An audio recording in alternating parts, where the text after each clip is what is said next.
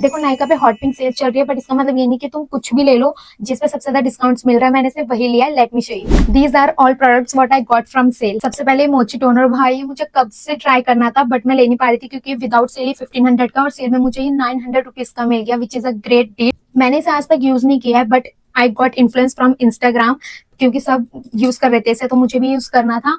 अब फाइनली मैंने ले लिया है। अब मैं आपको यूज करके बताऊंगी कि कैसा है कैसा नहीं। सेकंड है ये डॉट एंड की का रिपेयर बैरियर रिपेयर मॉइस्चराइजर। ये मेरा रीपर्चेज है क्योंकि मैं इसे ऑलरेडी यूज कर चुकी हूँ। मैंने बहुत बार बताया अपने वीडियो में, जिनके भी कॉम्बिनेशन या ड्राई स्किन है उनके लिए तो ये प्रोडक्ट ब्रह्मास्त्र है भाई। मैं बस इसे पूरे दिन में एक बार लगाती हूँ, मेरी स्किन पूरे दिन मॉइस्चराइज रहती है।